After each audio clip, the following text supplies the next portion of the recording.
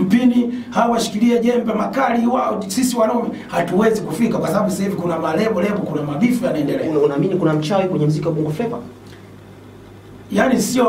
Yani kuna majangili. Okay. Yani inamaanisha ni majangili ambao wamevamia poli la Bongo Flava kuua wasanii wa Bongo Flava. Mfano kuna wasanii wakali sana. Naweza nikakutajia top 10 ya wasanii wakali ambao ni international. Yeah, okay. Wa kwanza naweza nikamweka TID. Anaweza kuimba Kiswahili vizuri, anaweza kuimba Kiingereza vizuri, na anaweza kupiga live vizuri. Banana Zoro vile vile, Bushoke vile vile, Kiuchifu vile vile, Lady JD vile vile, Stella Thomas vile vile, Enika vile vile, Professor J vile vile, FDQ vile vile. Janaelewa? Wa 10 naweza nikasema ni nani? Wapo wengi. Lakini utakuta wasanii kama hawa wa 10 wanaweza kuwa nani? Dudu au nani mwingine? Sitaki kujiweka huko. Janaelewa? Tumalizie kwa vitu tujue idadi kamili. Dudu baya. Mama Dudu baya chafu. Unaona? Lakini unakuta wasanii kama wanazimwa. Leo utaniambia Bushoke eti kapita na wakati kwenye muziki wakati bado ni kijana mdogo kabisa. Banana Zoro. Multi talent. Lady JD multi talent. Tufikia hatua muziki wa Bongo kuna kile kitu kwamba hawa wamekuwa wajanja, tuwashushe tulete hawa wajinga. Na hawa wajinga wanatamani umaarufu. Wanatumika kwenye mashow baadaye wanapigwa chini.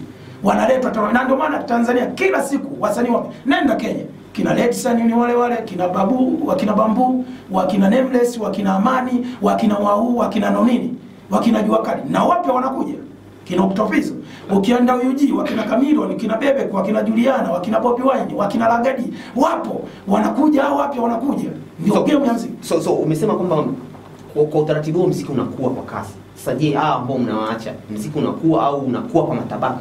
Unakuwa kwa matabaka, na watu kama tena hao majangili wanajipendekeza hadi serikalini, hadi kwa rais kuonekana wao ndo wanainua muziki na kuheshimiwa na mheshimiwa rais kwamba hawa ni wakati ni majangili, ni mauaji wakubwa wa muziki.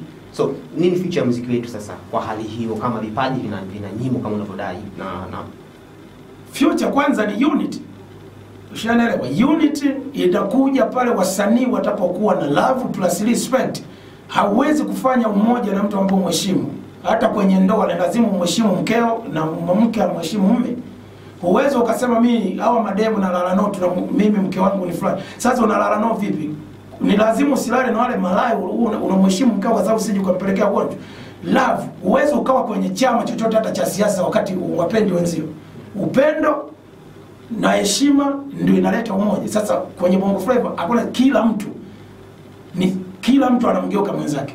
Ndio tatizo lopo, na ndio maana umoja. Na wale majangili wameweza hadi kutenganisha hadi kuunda chama cha wasanii. Chama cha wasanii Tanzania kinachoeleweka ni Tanzania Urban Music Association, TUMA. Tanzania Urban Music Association. Ndio BASATA inakijua hicho. Lakini